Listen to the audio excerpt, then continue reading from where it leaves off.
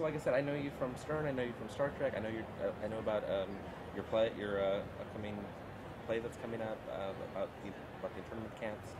Uh, how did this happen? How did Takei'sTake. Takei's Take happen, and what is it? Tell us about it. Well, last fall, I partnered with the AARP to do a YouTube series on social media, technology, pop culture, to introduce particularly my generation, but also all generations, to social media and to discover the joy and the horizon broadening aspects of social media.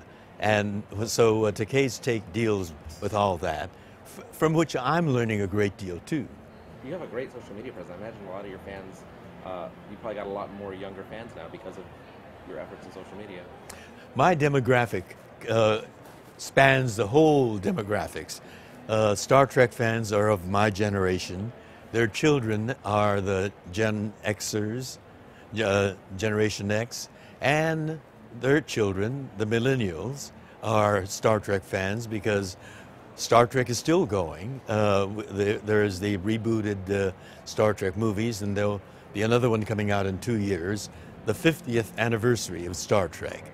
So our audience covers the whole demographics, and particularly my demographics, and particularly and very personally, my sister, who is technophobic. Oh, is she really? She refuses to buy a computer. The younger sister? Or My younger sister. Okay. Younger sister, would you believe? And I recently just finally convinced her to buy an iPhone. But you know, when she leaves the house, she leaves the iPhone in the house. It's the most frustrating thing, but I think it's because I'm Big Brother. Well, And you were on a Starfleet vessel. I mean, you were surrounded by technology. but you know, today we live in that science fiction world. Yeah. I mean, this is reality. It was amazing science fiction back in '66. You know, we had this device that we wore on our hip, and we tore it off and flipped it open and started talking. Tricorder, yeah. Amazing. No, a communicator. Communicator. No wires, you know. Today, not only does that device allow you to talk to people, you can send messages, texts on it. You can watch movies. You can do all sorts of things that we weren't able to do on Star Trek. So we've gone beyond science fiction. And that's why technology is so, you know, amazing and so powerful in shaping our society. We take it, you know, we take our iPhones for granted. And so what is our future going to bring? I mean, what science fiction today is going to become reality, maybe in a few decades, maybe in a few years, because technological advance is moving so fast. And the technology that we had, even just a few years ago, has been made, you know, obsolete. Do you find that that as an actor, you know, you were playing all these roles and kind of inhabiting these skins, but with something like this, it's you that people want. It's your personality and your take on things. I mean, do you find that that's happening as you get older, that it's kind of unfiltered you that people actually want to see? And social media makes it possible because, after all, people connect with people, not with technology. Technology is a vehicle, and it's an amazing and wonderful vehicle to get, you know, response back when you post something, but it's people exchanging ideas, sometimes criticizing you, and sometimes, you know, I learn things from the exchanges that we have. But ultimately, it's people, not the technology, that binds us all together. Well, YouTube is kind of infamous for having, you know, negative comments and trolls. But I mean, you have such a good reputation, and people love you so much that I can't imagine people coming after you. I mean, does it happen, really? Oh yeah, the trolls are there, Okay. and Sometimes, you know, and you can't pay attention to them. Right. Because then they get encouraged, you know. But there are some trolls that you got to deal with. For example, you know, all our memes I label from the fans. It's the fans that send in, I mean, we get a cascade of memes coming, and I curate them. And then we backlog the postings, and we have interns that post them for us. But, you know, we thought maybe on occasion we need to get something original up. And we were approached by a comic who writes memes. And he said, you know, things have been rather hard. He's a single father. He's got kids. And could we help him out? Or could we buy some of his memes? And they were funny. So, you know, we gave him $10 each for 4 of them, $40, you know. And we posted them. And then he turned around and announced to the world that George has a ghostwriter, and he's it, you know. I mean, no good deed goes unpunished, and that spread like wildfire. And I remember on Twitter, you were one of the first celebrities to really have a lot of personality and humor, and really incorporate, you know, just the fun side of it. I mean, and now it's, you know, Patrick Stewart, and you see him posting funny stuff. But I mean, especially of your generation, I can't think of another celebrity that did it so early. Well, it was trial and error, you know. I posted things very serious, you know, and I particularly was building a base for an audience for our musical Allegiance. Right.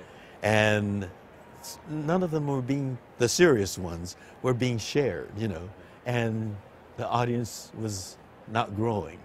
And then, you know, I said something funny about science, and that got a lot of shares and likes, you know. I said, oh, well, it's the humor that does it. And so we posted some, and fans send me funny memes, and we posted them.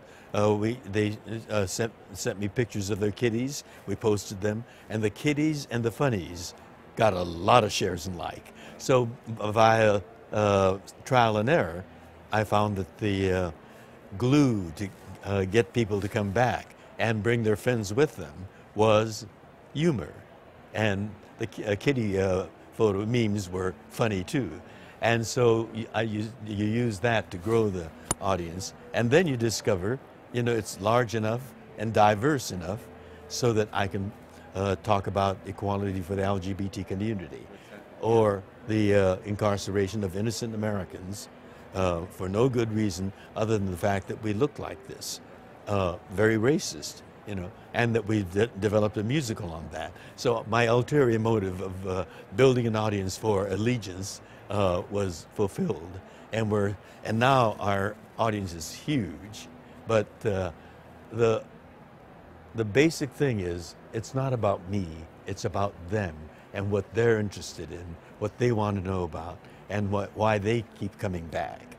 And it's catering to their interests. And Allegiance is a musical. You're in it? You're in it? I'm in it. And you sing? I have a character song that I sing, yes. Could you sing a tiny bit of it for us, or of your song? Of our song? Yeah. Well, I'm the grandfather, and I'm telling my granddaughter, this is, well, it's a complex story. The loyalty questionnaire comes down a year into imprisonment. It's outrageous and offensive. And I'm telling her, but we can overcome this too.